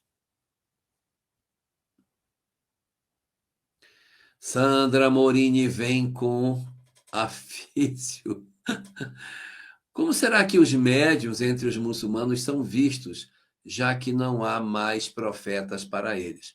Profetas na hierarquia que Muhammad foi, mas evidentemente você tem pessoas dentro do Islã que são tidos como homens de uma grande espiritualidade e que são muito respeitados, principalmente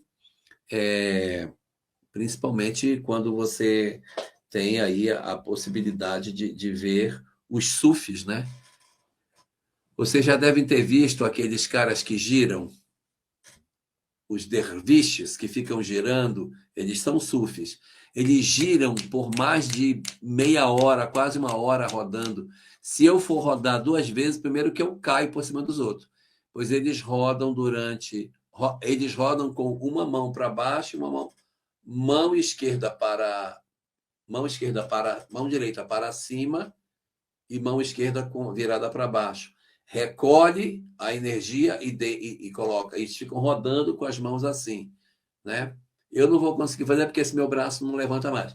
Mas seria mais ou menos isso. A mão direita levantada e a mão esquerda baixa. E eles rodam. Tudo mediunidade. Então tem muita mediunidade nisso. mas a gente não tem a ideia de que tem alguém que seja um representante de Alá. Mas existe muita espiritualidade, sim, no meio dos muçulmanos. E Sandra, se você pegar qualquer texto do Rumi para ler, você vai ver que são plenos de espiritualidade, de Meu amor e de Deus. mediunidade. É que eles chamam de outros nomes. A gente. Ibn Arabi, textos Isso. de Ibn Arabi também são maravilhosos. Tem um outro, Nasruddin,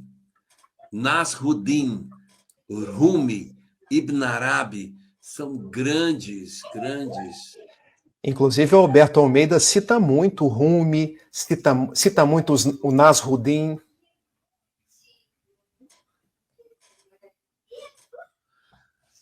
Eu acho que a gente já falou da Kaaba. Acho que essa Falamos sim, pergunta é meu amigo respondida. Paulo. O Elahá explicou ela como um todo, mais no início do programa. Só um detalhe que eu não falei da Kaaba, falei tanto que eu não falei uma coisa. Quando Muhammad volta de Medina, ele limpa a Kaaba e tira todos os itens, quebra tudo que tem lá dentro. Hoje a Kaaba está limpa. A Kaaba não tem nada dentro, ela é vazia, porque se ela é o Deus imaterial, não pode ter nenhum ídolo lá dentro, mas ela era cheia de ídolo. E mais uma curiosidade, a mãe de Ali, o sobrinho do profeta, deu à luz dentro da Kaaba. Ele nasceu dentro dela, tá? Nasceu lá dentro. Interessante, Elahá, 3 cidades que para os muçulmanos são sagradas. Meca, onde o profeta nasceu, Medina, para onde foi feito a Hégira, e Jerusalém. E é interessante, porque ele nasceu em Meca, mas foi enterrado em Medina. É. Como Muhammad conheceu a história de Jesus? Ele era de alguma religião? Ele conheceu Nair. Quando adolescente, viajando com o tio, eles encontraram um pregador, acho que era Baíra, o nome do pregador cristão, Bahina, não vou lembrar agora, mas o pregador cristão que andava naquela região e que passou as primeiras informações para ele. Só que são informações de via oral, né? Não tem texto, vai falando, vai ouvindo. Então, tem muitas coisas que não necessariamente poderiam ser, não sei, né? A verdadeira condição daquilo que a gente conhece do cristianismo, mas foi assim que ele conheceu. Ele, na verdade, embora não tivesse uma religião, porque ele ainda era adolescente, mas ele fazia parte da tribo dos coraixitas, então eles tinham uma visão politeísta, ele estava no meio, imerso nesse conhecimento que era muito semelhante em todas os vários times, né? Elahá, só uma curiosidade. Quando a gente lê esse livro aqui, Palavras de Emmanuel, ele coloca textualmente que a missão de Mohammed era levar o cristianismo para as tribos árabes. E que ele segue firme na sua missão. A primeira derrapada dele é quando ele se casa com Hadija, é assim que se pronuncia? Os cristãos chamam Hadija, mas é Hadija. Hadija, porque ela Hadija. era muito rica e ele acaba se perdendo um pouco daquela simplicidade inicial, daquela orfandade. Então ele começa a se perder ali. Então Mohammed diz que na obra dele tem muita coisa boa. Quando a gente pega o Alcorão hoje, tem muita mensagem de amor, tem muita mensagem de fraternidade, de devoção a Allah, mas já tem muita mensagem do que a gente chama de jihad, a guerra em nome de Deus. Porque ele acabou misturando. A mediunidade é assim, gente. Se a gente não está ali em sintonia, a gente acaba fazendo uma mescla daquilo que é bom com as ideias equivocadas que a gente recebe. Por isso que é importante a universalidade dos ensinos dos espíritos. Os persas vieram de Esaú? Não. Os persas são de outra linhagem. Quem veio de Esaú são os povos palestinos. Quando o povo de Israel, os amonitas, amoritas, aquele povo que quando Moisés chega e encontra a terra ocupada, aqueles da terra ocupada que são os descendentes de Esaú. Então, Esaú está muito mais ligado aos povos que vivem na Palestina do que os persas que estão do outro lado, depois da Mesopotâmia, estão lá longe, 1.300 quilômetros distante de Israel. Primeira vez aqui, está muito interessante saber qual é a frequência dessas palestras. Sim, quinzenal. Na verdade, não é quinzenal, Ivo.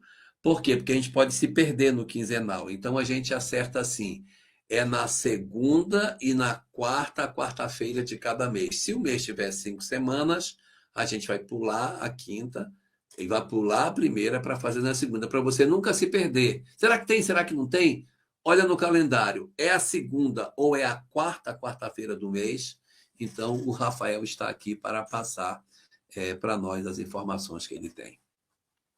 Elahá, Amonitas, Moabitas e Edomitas. Quando o povo chegou na terra prometida, eram os povos que estavam ali. Os Edomitas, eles eram os descendentes de Esaú. Porque Esaú, ele era meio ruivo, como dizem os historiadores. Ele era peludo e era ruivo. Eu acho que Edom lembra essa vermelho, não é isso? Eu estudei muito disso na igreja, Elahá, então me perdoe se eu falhar em alguma coisa. Mas os Edomitas, eles têm esse nome porque eles são descendentes de Esaú. E Esaú era cabeludo, era mais ruivo, então por isso que eles ganharam esse nome de Edomitas. Tá certo, Elahá? Isso mesmo, está correto. Como se chama a mediunidade dos derviches? Eu não sei. Eles entram em transe ali, ficam rodando e eles entram em transe e eles têm revelações, tá? Enquanto eles estão ali, eles estão tendo. E as danças circulares, elas estão em muitas doutrinas. Culto afro tem dança circular, cigano tem dança circular, muitos povos têm dança circular. Danças circulares é uma prática de conexão, né, de vinculação com o espiritual. As pessoas ficam rodando e aí entram em transe. Então, é um indutor de fenômenos mediúnicos. Enquanto eles estão rodando, eles não estão ali, se eu vou dar mais uma volta, eles transe, na verdade, né? Na Umbanda também tem muito movimento, tem Os muita persas dança. não descendem de 100. E aí é interessante, Quem? né, Elahá? Porque 100 formam os semitas. E os semitas, tanto os judeus quanto os muçulmanos, são descendentes de 100. Os semitas. Não. Os judeus e os árabes. Os judeus e os árabes, O perfeito. muçulmano O muçulmano é a e tem religião. chinês que é muçulmano. Exatamente. Isso. Os judeus e os árabes. Os judeus e os árabes e os palestinos também, né? Os povos Sim, palestinos sim. ali todos. Então as pessoas às vezes dizem assim: porque isso é antissemitismo. Antissemitismo tem que ser contra árabe, contra palestino e contra judeu. Porque os filhos de Sem são esses grupos todos. Vamos lá, Elahá. É porque Noé teve 3 filhos: Cã, Jafé e Sem. Cã são aqueles que formaram as tribos africanas. Jafé, aqueles que formaram as tribos europeias. E Sem, aqueles que formaram as tribos onde hoje está ali, Israel, a Arábia. Então, todos que são semitas são esses descendentes de Sem. E aí nós temos os árabes, os judeus, os palestinos. Daí, quando eu digo eu sou antissemita, não é um preconceito apenas com os judeus, é um preconceito com os árabes. Exatamente. Aí, como Noé não conhecia os chineses, os japoneses, os coreanos, ele não teve nenhum filho do olho puxado, né? Ele só tem filho para a Europa, para a África e para o Oriente Médio. Ele deve ter um 4º filho, né? Que ele não contou que é o filho que. Porque se todo mundo foi destruído no dilúvio, tem que ter um 4º filho para fazer a raça amarela, um outro para fazer os povos americanos aqui. Mas tudo bem. Pois o Noé dá um jeito dele de explicar como é que isso aconteceu. Olha, as perguntas acabaram. As perguntas acabaram. Não adianta você colocar a playlist aqui desse jeito, porque isso aqui não faz link, não adianta. A pessoa não consegue copiar, você tem que jogar isso no chat.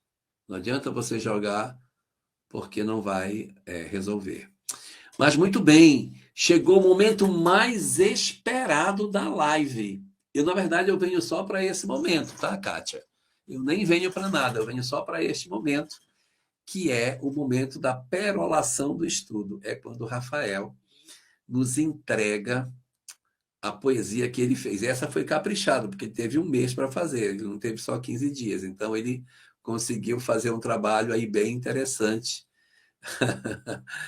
O Rafael sempre termina os nossos estudos com uma poesia, então acho que está na hora de nós ouvirmos a perolação do estudo, a poesia que o Rafael vai deixar para nós hoje aqui. Tem Hoje poesia? tem poesia. Hoje nós falamos muito de Maria. Maria que é reverenciada no cristianismo, Maria que é reverenciada no islamismo, e nós, os espíritas, sabemos que se Jesus é o tipo mais perfeito que nos serve de modelo e guia, ele precisava ser filho de uma mulher nobre. Espera aí, só um instante. Teve uma pergunta que foi feita, eu não vi ela passar aqui, que é se os muçulmanos admitem a virgindade de Maria, como os cristãos. Essa pergunta apareceu, eu vi no chat, mas não vi aqui. Então eu vou responder. Sim, o Corão Sagrado considera que Maria teve uma gravidez singular, com uma diferença: não tem José no Alcorão. O Corão Sagrado não fala de José, fala só de Maria. Maria teve uma visita de um anjo e ela concebeu e pronto, e acabou. Tá? Não tem José. Mas a ideia no Corão é que também houve para Jesus uma concepção singular. Pronto. E Maria é uma das 4 mulheres mais espirituais para o Islã, tá? E aí agora sim, agora pode entrar melhor a poesia aí, porque Maria... A Ilka está dizendo que a pergunta dela também passou. E a Ilka é uma amiga querida lá de Vitória da Conquista. Então vamos, cadê? Bota de novo, Ilka, aí para a gente responder. Né? Vamos responder. Responder esse trem. Uai, sou. Eu estou procurando aqui, graças a Deus, tanta gente. Ô Ilka, coloca de novo. É melhor ela colocar de novo, porque se a gente for procurar, se for mexer, vai travar, porque o meu computador não...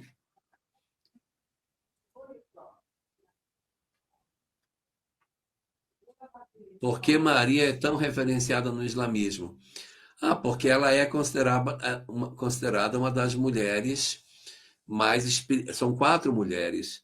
Não sei se eu vou lembrar, mas uma delas é Fátima, a filha do profeta. A outra é Maria. A terceira é uma rainha que se converte ao Islã. E a quarta eu não estou lembrando agora. Parece que é Khadija, eu acho. Não sei.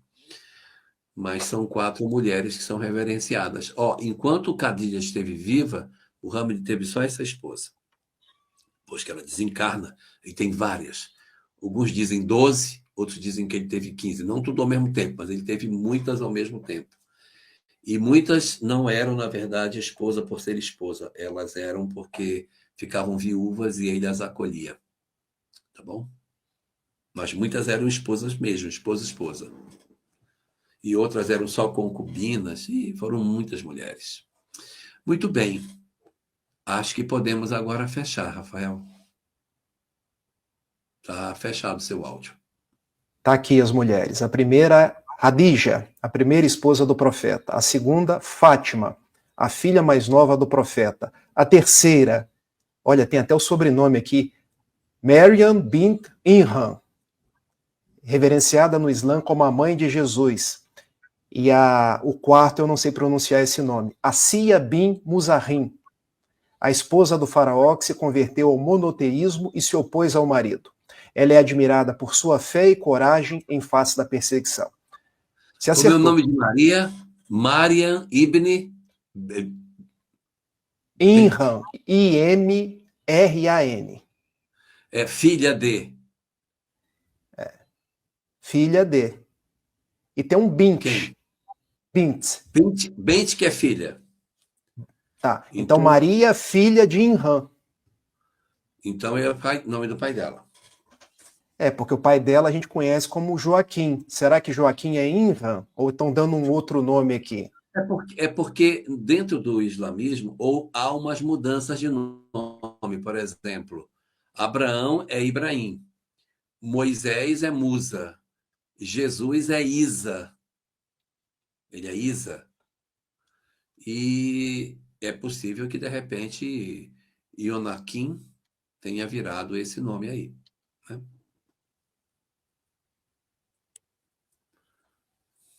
Exatamente. Filha de Joaquim. Professora Josi, de matemática, a professora Josi, às 22h47, faz essa pergunta. Olha, vamos responder a pergunta da professora Josi e a gente vai para. Porque a Clara tem que dormir, o pai dela tem que fazer ela dormir. Vamos lá. Boa noite, meus amigos. Deus permitiu o avanço dos bárbaros para impulsionar o progresso europeu, sobretudo o agrícola. Estaria ele validando a ideia de que os fins justificam os meios? Não, o objetivo teria. Isso é outra coisa. O objetivo da expansão dos povos bárbaros foi fragmentar o Império Romano para que as nações, competindo entre si, pudessem se desenvolver.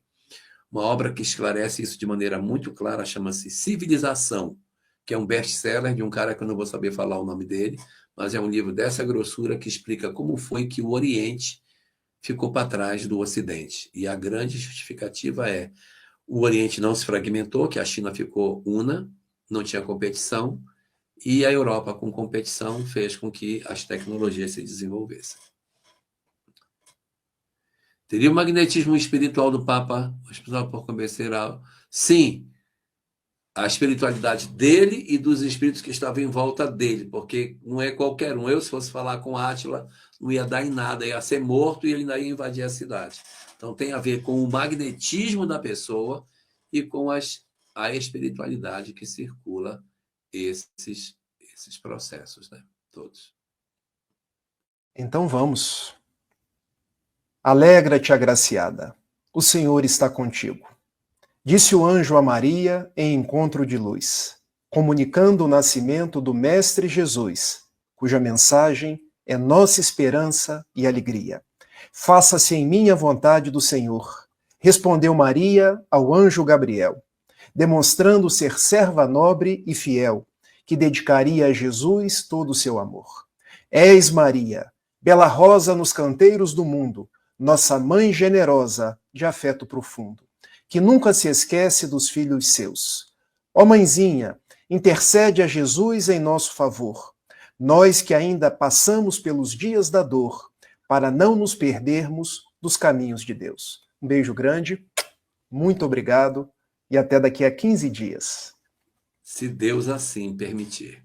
Gente, foi Bezarat Hashem. maravilhoso. Rafael, mais uma vez, você nos surpreende com seu conhecimento incrível. E a gente volta a se encontrar para que a gente veja o século VIII na próxima live. Essas questões do Islã, elas vão aparecer, mas a gente não vai tratar tanto do Islã, porque ele já foi desenhado hoje. A gente vai mostrar as coisas porque ele vai cruzar com o cristianismo. Mas a gente não vai mais ter tantos detalhes. Talvez no século IX lá, quando aparecer Beit al-Hikmah, aí a gente vai se aproximar mais do pensamento do Islã. Cruzadas, aí tudo bem, mas o século VIII vai ter coisas interessantes, mas vai ter muito cristianismo, porque Carlos Martel e Carlos Magno irão aparecer nas nossas discussões da próxima live. Rafael, muito obrigado. Cleide, muito Eu que obrigado agradeço. pela oportunidade. E a todos que estão conosco, muito, muito, muito obrigado. E estamos todos bem alimentados espiritualmente para a nossa noite. Salam! Salam aleikum! Salam aleikum. Aleikum el salam.